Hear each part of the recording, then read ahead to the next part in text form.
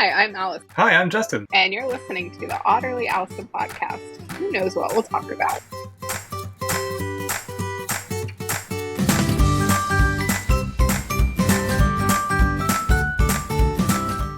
He wants me to look at the Volkswagen electric vehicle, and they look nice.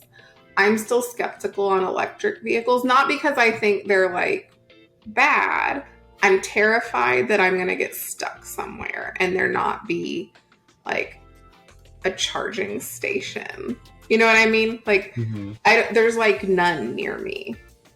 Yeah. So for me to go fill up my car, like, I'm terrified I'm going to be like somewhere and not be able to like charge my car. I don't know.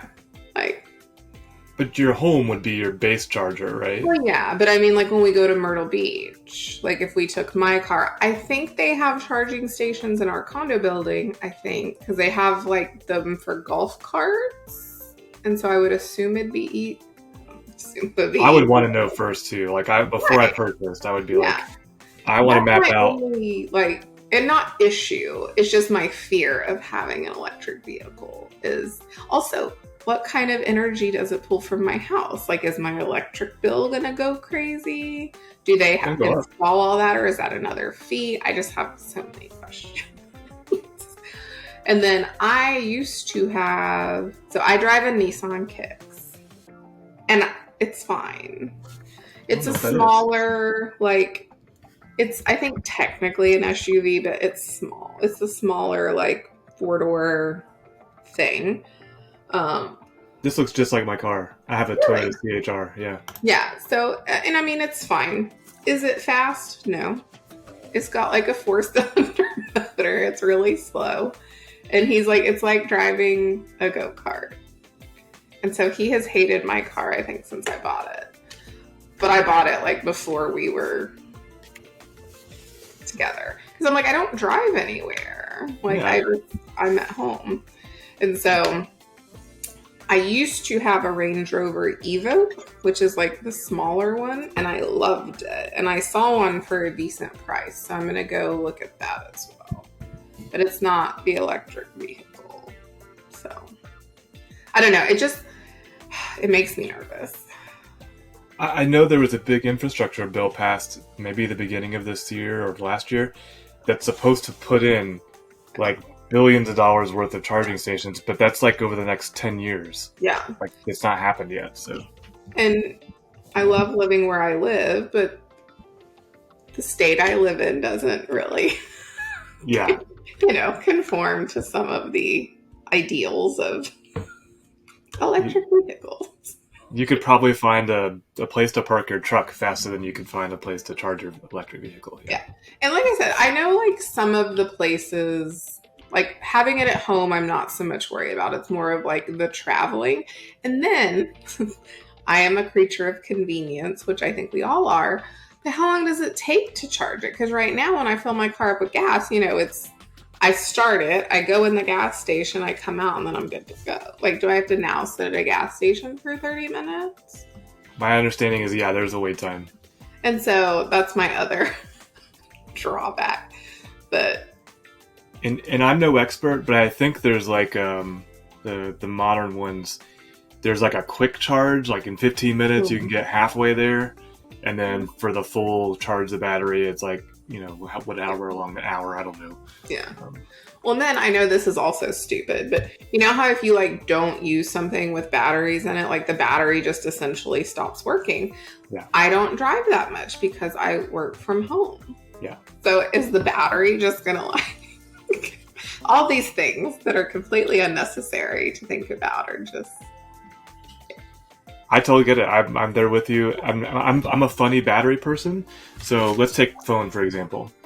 I take the phone all the way down to below 15% before I put a charger in. Yeah. And I'm like that with all my electronics. I don't overcharge them because I found if I do, then I'm charging them all the time.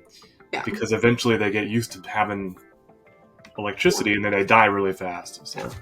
Well, and I heard this was a long time ago. I don't even know if this is true, but when I first got an iPhone, so I didn't even have internet on my phone till I was in my like mid 20s. 2010, you said? Yeah, 2013 I mean, maybe? I was in my mid 20s before I could even afford it because I used to live paycheck to paycheck. And I heard one time that you're supposed to, the first time you get your iPhone, you're supposed to let the battery completely die before you charge it.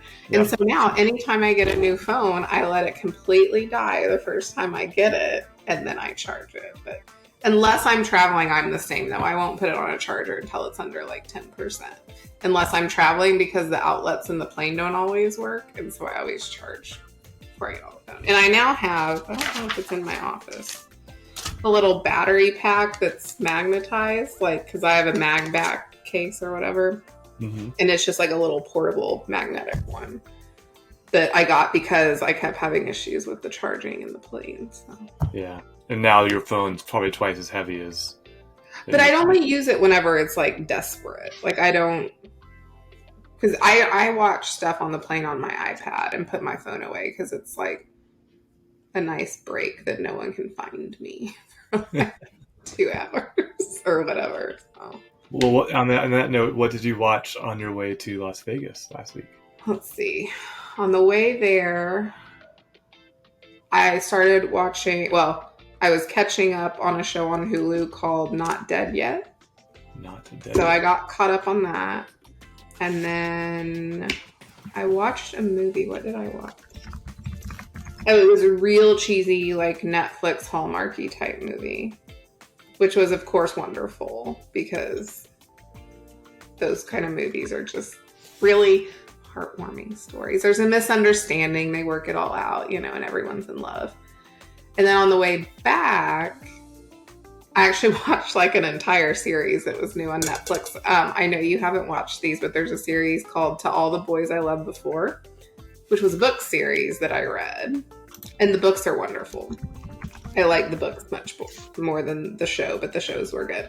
But they did like a spin-off series about like one of the little sisters in the movie. And it was cute. And she was like going to boarding school in South Korea. And you got to see like, I'm weird. Like, I guess I don't think of South Korea as the way they showed it. So it was kind of cool to like see how modern it was. That looks interesting, though. That's an hour and 40 minutes long. Or well, no, you watched the series or movie? So there's 3 movies because there were 3 books. And then the spin-off series was called Exo Kitty, I think, or something. That's on my list. Yeah. Exo Kitty is on my list, yes. Okay, so the movies you should watch first. Okay. Because otherwise you're not going to know who Kitty is or any of the backstory.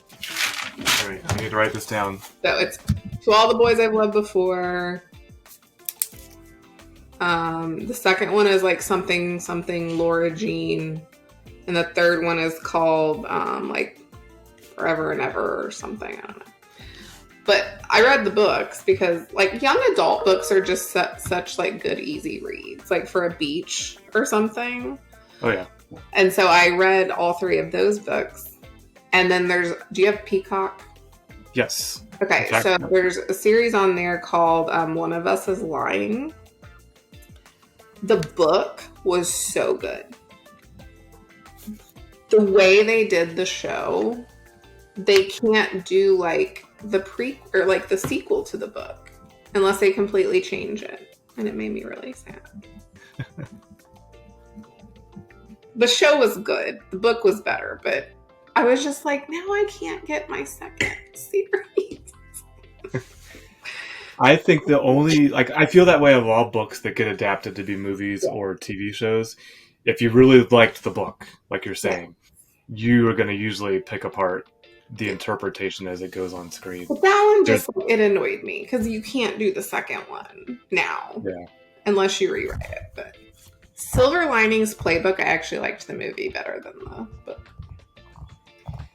The Expanse was a good adaptation of a book, so it's canceled now. They're not making it anymore, but it's a space drama.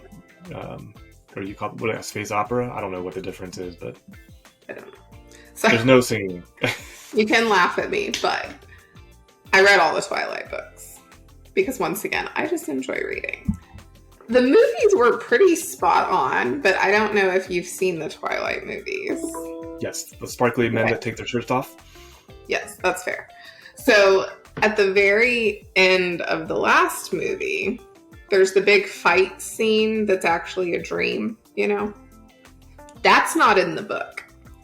And so I'm sitting in the theater with like friends of mine that we had all read the book. And so this fight scene starts happening and all these people who we love are dying. And everyone in the theater is just like, what is happening? And then it's a dream and you hear this like sigh of relief across the whole theater. And I was like, what are they doing? Now that's good. That's good. I like that actually. That was great because everyone in the theater was like mad. And then they came back and it was just the vision or whatever. And I'm not spoiling it. That's been out for like 30 I think years. I've seen what you're talking about. Was it the last in the series? Yeah, it's the very last movie and it's in the like last 20 minutes. What's her name? The one that can like see your future or whatever. She goes up and like shows what's gonna happen if they fight. And like all these people, like Edward dies. Like key characters die. And that was one time where I was like, that was brilliant. Like they pissed off the whole theater and then everyone was like, oh, thank God. Yeah, to take you on that emotional roller coaster, I'd have to say that would be a good thing. Yeah. Did you read Hunger Games before they made movies? Did. What did you think of that? There were a few things that were kind of weird that they omitted. Just because, like, they just omitted them out of the story completely. Like, how she got the little Mockingjay pen wasn't how it was in the movies. But it still worked. So it was one of those, like, they did a good job. So, yeah. There's another one. I think Maze Runner was the other one that was... I read the first Maze Runner book. And what... I also don't understand directors that in the book, it literally says multiple times, it never rains there. And like, that's a key part that it doesn't rain in the book. In the first 20 minutes, it's pouring down rain. And I'm like, this is kind of key that there's no rain here. So I have noticed that photographers and videographers love rain shots for some reason. I think it makes everything look cool. Yeah. Yeah. Did you ever watch The Handmaid's Tale? I have tried twice. Okay. I just... The book I read years ago. And I wasn't sure how they were going to turn it into like a series. Because it's written like letters. Okay. And so it was really... I reread it before the show came out because, like I said, I read it like in high school, I think. And I was curious how they were going to do the series, and I really enjoyed it. But I've listened to the author on podcasts, and I've tried to watch it. I probably should read it.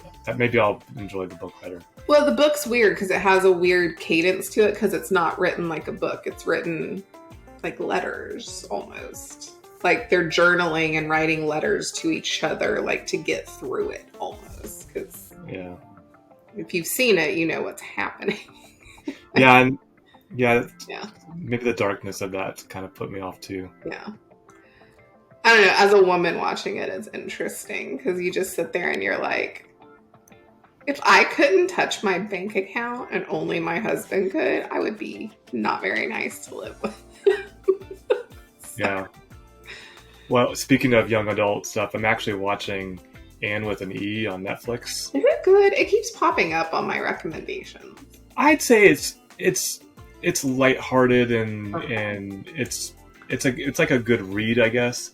Yeah. But there's that. It's what you're talking about, like the role of women back then. And actually, speaking of gay, they weave in. I don't know if this was in the book that they based it off of, but they weave in a gay teacher and a gay kid that somehow they recognize that he's gay and then like some drama. But it was interesting, that example, racism and the treatment of women, they've weaved in, not in a kind of like in your face kind of way, but in a just thoughtful of wow, we are way different now than it was back in that time. And this is in Prince Edward Island in Canada. Oh. Yeah, is where it's based. That? Yeah. I would recommend it. I'm gonna be glad when it's over because it's 45-minute episodes times 30 episodes or 30-ish episodes. Yeah, that's a lot. Yeah. Have you watched Enola Holmes? That one keeps popping up. Yes, too. we've seen the first one. I think there's a sequel, but it was good. It was really good. Okay. Yeah, it was. Millie Bobby Brown and I'll watch anything she does after Stranger Things because she's just. I've seen like 4. She's the bee's knees. So. Enola Holmes is good. Yes. Okay. Very good. Because I saw her originally in Stranger Things, it's hard for me to like see her with hair on and not think it's a wig. And I know that sounds weird, but like because how I first saw her, like I always feel like her hair's a wig, even though I know it's not. So. You should watch her on Hot Ones. I love Hot Ones. She's on there? Yes. Okay. She was on it a season or two ago. I think it starts this week, actually. It's season 22. I love Hot Ones. Oh, me too. Yeah. It's like where you really find out how someone is when they're not acting. Yeah. The only one who kept acting and it drove me nuts, but it was still fun to watch was David Blaine.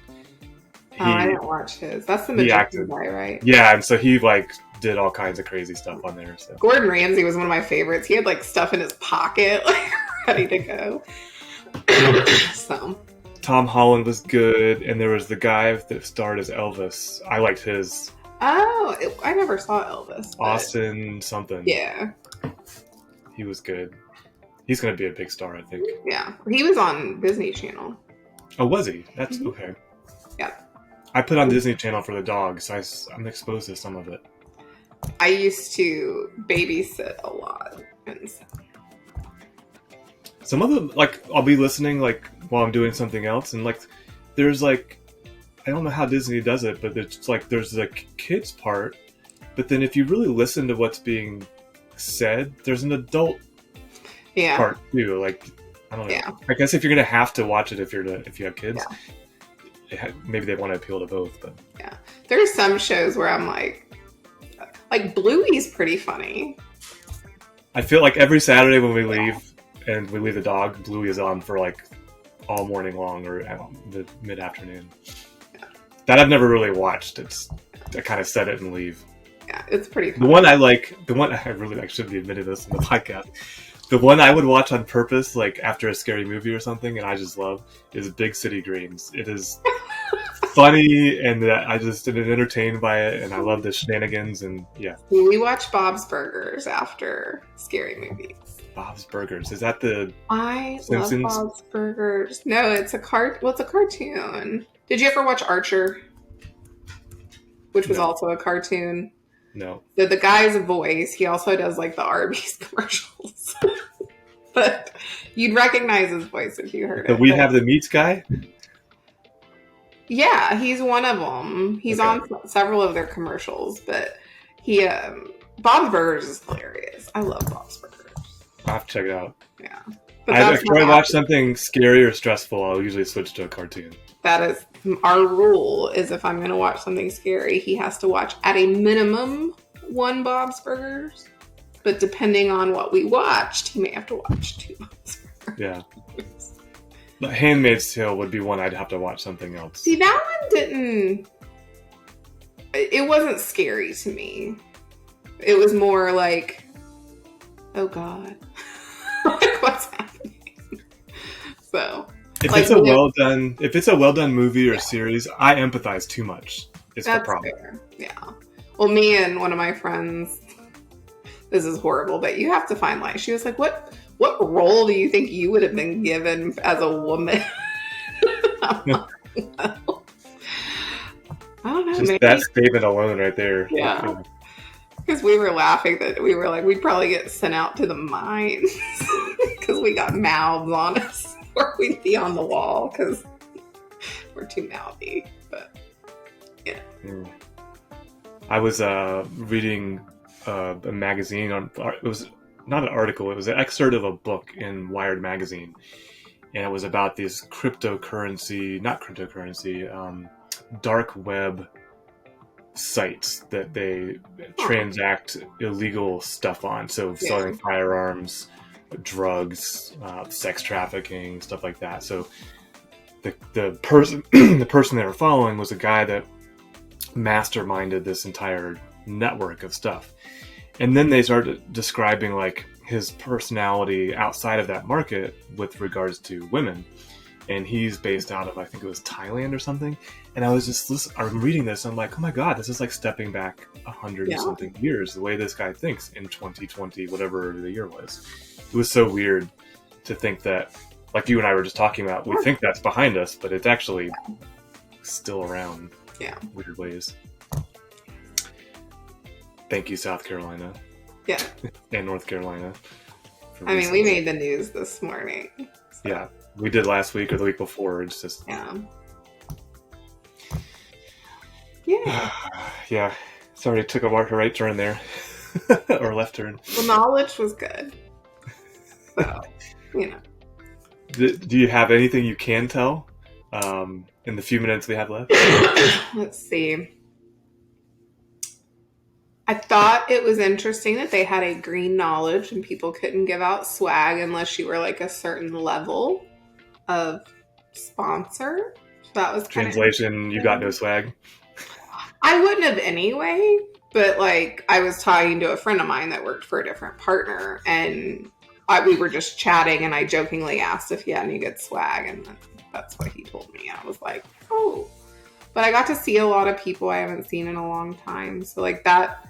And I think if you've never been in the ServiceNow world, like you don't really know knowledge until you've been and like experienced it, that it's not just, even on the partner side, like it's not just knowledge. It's not just a sales event. Like it's networking. It's seeing the people you've worked with for 15 years and stuff like that. Making old connections, I guess. Yeah.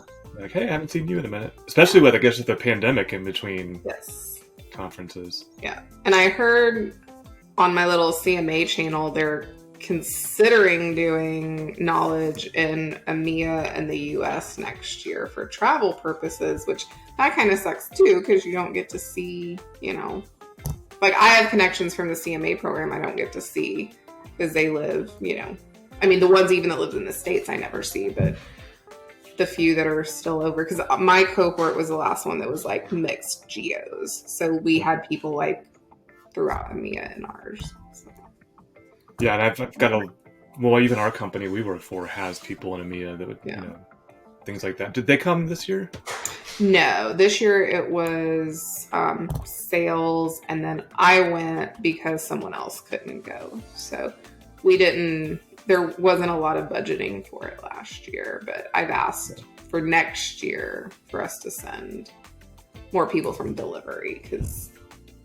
Yeah.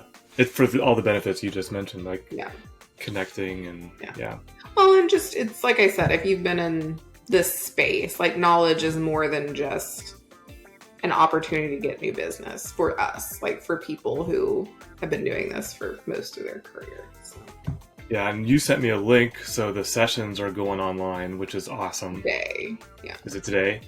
Mm-hmm. And then I saw another thing in Now Learning where the labs have gone online, so they're now on demand.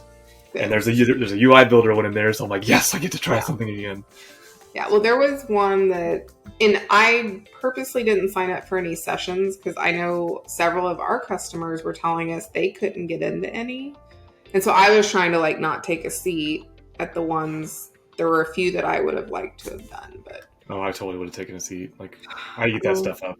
I know. Well, there was one about how you can like build out roadmaps in the customer's instance now using some of the tools, and so Alignment Planner Workspace by any chance?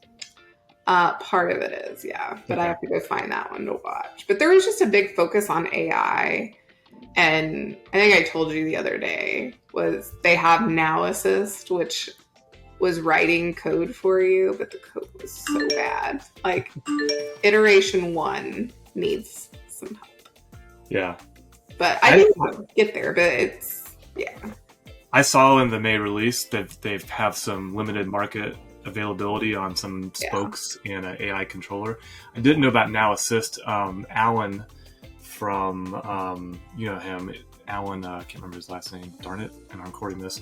He sent me a note on YouTube saying something about Now Assist. So yeah, but all of the customers that heard about it were like, "Oh my god!" And you're sitting there like, "Oh my god!" Like our "Oh my god" is very different than theirs. And like one of them was talking to me at the party. And they're like, "What do you think about it?" I said, "I think eventually it'll be great." But I said, "Do you know how to write code?" Which I can do it, but it's not my favorite thing. And they're like, "Well, no," but I was like, the code wasn't that great that it spit out and goes against some of their own practices.